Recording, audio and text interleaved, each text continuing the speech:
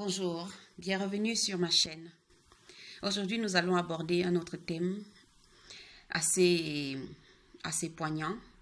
Voilà, un peu délicat, je dirais. Oui, c'est un thème assez délicat parce que beaucoup d'étudiants arrivent justement avec cette idée-là de vouloir transformer des familles, de vouloir transformer quelque chose, voilà, qui leur pèse peut-être dans leur vie.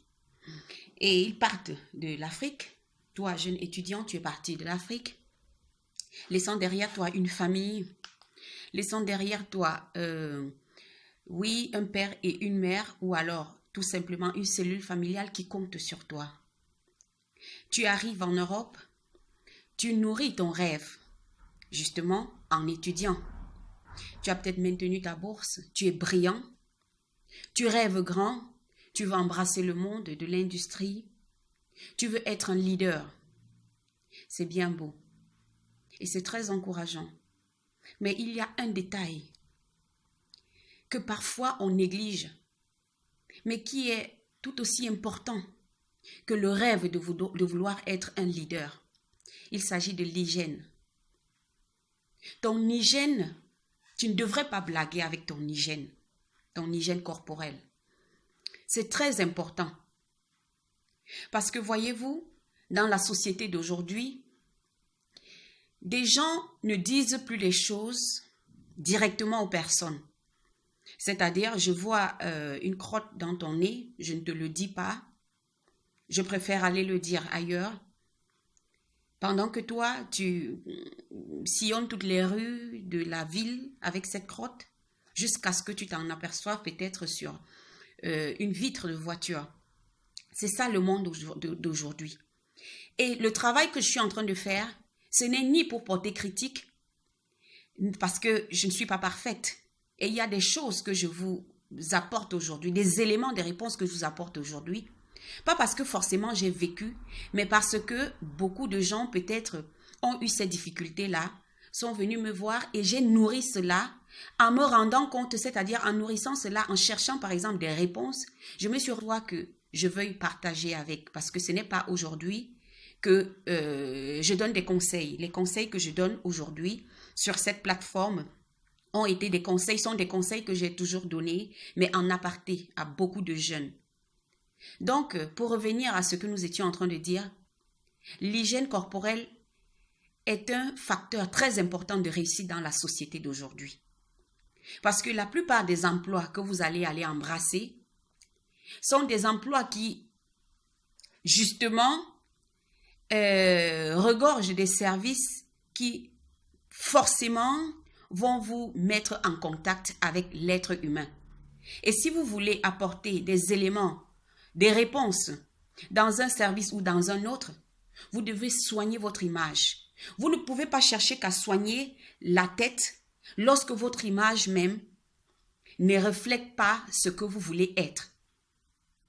Aujourd'hui, tout le monde veut réussir. Voilà. La plupart, voilà, des jeunes qui arrivent de l'Afrique veulent réussir. Ils veulent devenir meilleurs que ceux qui, comme que des cousins, que des oncles, que leurs propres frères. Ils veulent être quelque chose de meilleur. Mais s'il te plaît, ma sœur, quand tu te lèves le matin, pense déjà à ta toilette. Ne sors pas débraillé parce que, soi-disant, tu n'as pas de garde, tu n'as pas ceci, tu n'as pas... Ça ne veut rien dire. Parce que l'on ne sait jamais, tu ne sais jamais où ta chance peut arriver. Ça peut être même un travail. Je crois que vous n'êtes pas sans ignorer que beaucoup de gens ont eu par coup de chance comme ça là, des propositions d'emploi. Juste par la façon dont ils se sont mis, ils se sont présentés, ils ont eu ces propositions-là.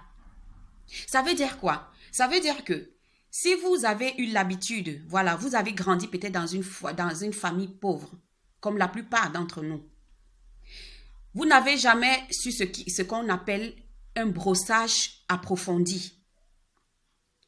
Vous arrivez en Europe et c'est avec les mêmes, je ne sais pas, les mêmes rythmes que vous vous lavez les dents. Mais vous ne pouvez pas approcher les gens parce que vous-même vous sentez en vous qu'il y a quelque chose qui ne va pas. Et ça vous met mal à l'aise. Parce qu'en réalité, un bon brossage demande en moyenne 2 minutes, 2 à 3 minutes. Moi, je considère souvent 2 minutes et 40 secondes. En fait, 2 minutes normalement pour un bon brossage. Et l'autre minute, je mets le bain de bouche dans la bouche. Et pendant que je prends mon bain, c'est là dans ma bouche et ça permet le bain de bouche. Ce que moi j'utilise, c'est le parodontax qui est très efficace. Ce n'est pas une publicité, mais c'est pour quelqu'un qui se dit, mais qu'est-ce qui peut être... Ça, c'est pour moi, c'est meilleur. Moi, j'ai toujours utilisé, moi, je suis une personne assez fidèle. Quand moi, je me mets à utiliser un produit, un truc, j'aime rester là-dessus. Le parodontax est super. Donc, c'est un produit que vous pouvez utiliser, pas forcément, parce qu'il y a parfois que tu peux utiliser, par exemple, les produits de grammaire. Du vinaigre, voilà. Vous pouvez utiliser du vinaigre, vous mélangez avec du citron, vous mettez dans la bouche, vous essayez de... et vous versez. Mais pas juste quelques secondes, vous pouvez faire un peu plus, c'est-à-dire un peu plus de 30 secondes. On dit souvent 30 secondes, mais ça dépend de vous-même comment vous vous sentez. Le brossage. Moi, je vais donner un conseil aux étudiants. La bourse d'études est en train d'arriver. S'il vous plaît, pour ceux-là qui sentent eux-mêmes qu'ils ont une hygiène buccale problématique ou bien approximative, prenez-vous une brosse à dents électrique. Très efficace pour celui-là qui veut entamer une démarche, un processus de réparation de son hygiène buccale. C'est très important. C'est pas dit que vous allez toujours utiliser la brosse à dents électrique, mais utilisez-le au moins pendant 2 mois. Vous faites un brossage approfondi. Vous lavez vos dents, vous rincez, vous utilisez le bain de bouche. Vous-même, vous allez sentir comment votre haleine est fraîche. Et là, vous pouvez attaquer votre corps. Comment vous vous présentez devant les gens est fonction de comment est-ce que vous-même, de ce que vous-même vous rêvez d'être. Parce que vous ne pouvez pas dire que vous voulez être une personnalité et vous vous présentez devant des gens débraillés ou bien avec une hygiène approximative, avec des aisselles qui n'ont pas une odeur, une bonne odeur. Moi, je vais utiliser les termes simples. C'est un problème. C'est un problème. Ça peut arriver à tout le monde. Parfois, en situation de stress, on peut également sentir que là en bas, ça ne va pas bien. Si tu sais que tu as les poils et que les poils ne te conviennent pas et que lorsque tu gardes les poils, ça dégage une odeur, rase-les. Rase-les et constamment, fais-le constamment. Pour vous les filles, nous on a nos périodes là, on a nos choses là. Quand ça arrive, voilà, vous savez de quoi je parle. Il y a des femmes qui, lorsque elles veulent arriver à cette période-là, quelques jours avant, il y a déjà cette, voilà, même ton métabolisme ressent qu'il y a quelque chose qui va être déclenché d'ici quelques jours.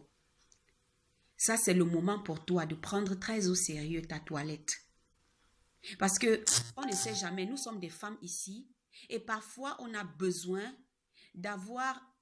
d'être bien vues. Et on ne peut pas vouloir être bien vu juste par de potentielles personnes qui pourraient faire partie de nos vies. Parfois, tu ne sais pas. Tu peux peut-être avoir un fiancé demain. Et l'idée que son ami a de toi, c'est que, voilà, elle était comme ça, elle était comme ci. Quelqu'un va me dire, c'est du passé. Mais il y a des choses que, lorsque toi-même, tu sais que quelqu'un sait de toi, ça ne sent pas bon. Voilà, ça ne sent pas. Parce qu'en fait, c'est ça.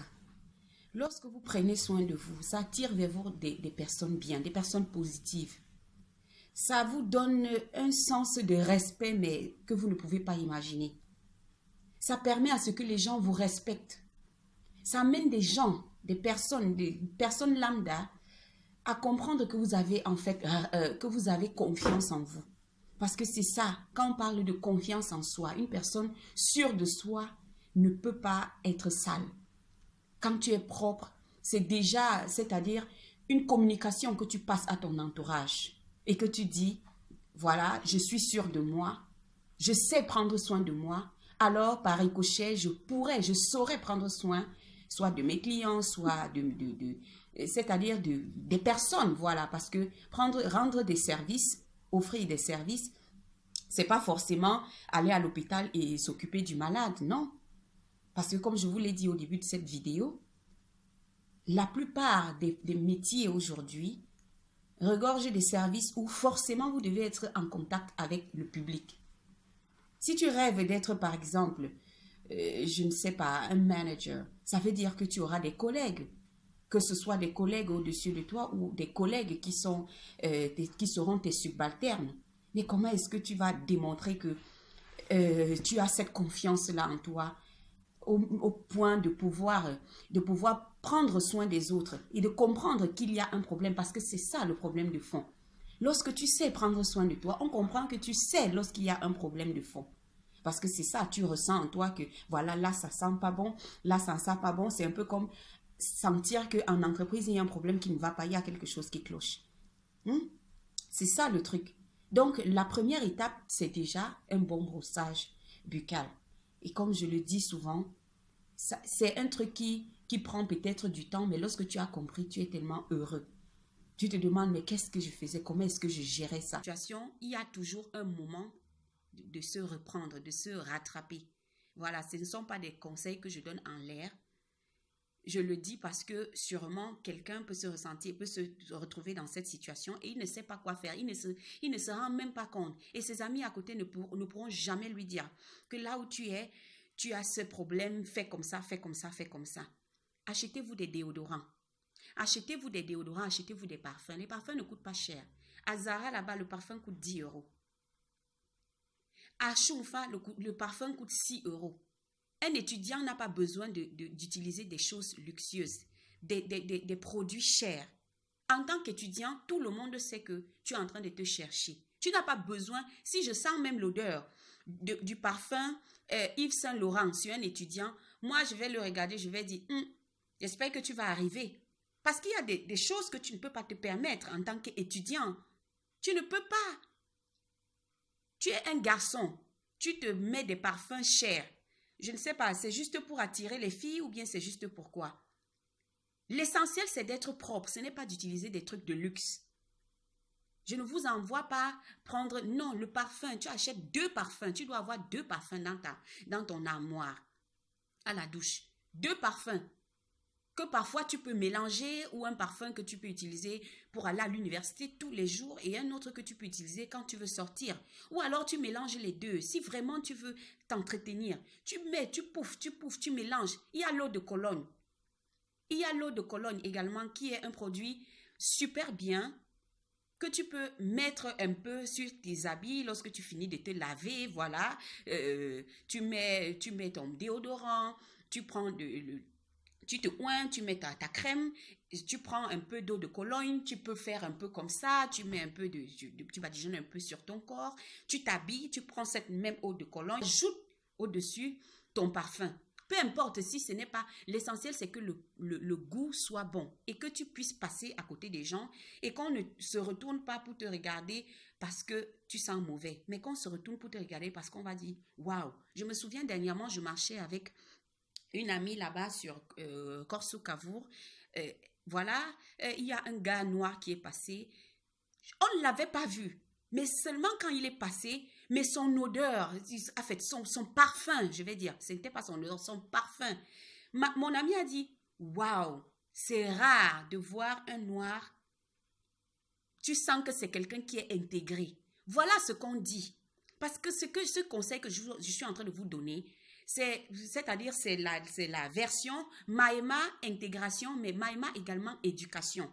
Parce que tu ne peux pas vouloir t'intégrer sur un territoire sans vouloir embrasser également la façon dont les gens vivent. Vous ne pouvez pas vivre en Italie, vous négligez votre hygiène corporelle.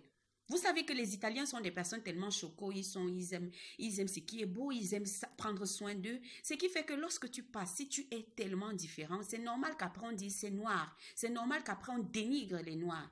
Et pourtant, mon frère, ma soeur, tu ne peux pas accepter cela. Prenez soin de vous. Les filles, même si tu as les cheveux crépus, je vois souvent des très belles filles là qui savent prendre soin de leurs cheveux. Moi, j'apprécie. C'est vraiment bien. Mais si tu doutais encore, prends soin de toi. Pour toi, mais moi, je dis toujours, je prends soin de moi d'abord pour moi-même. Quand je sors là, j'aime être belle. Quand je dors, j'aime être belle. J'aime sentir bon. Quand je suis chez moi, parfois, je peux dire, voilà, je ne suis pas obligée de me maquiller et tout, mais j'aime me sentir bien dans ma peau. C'est important.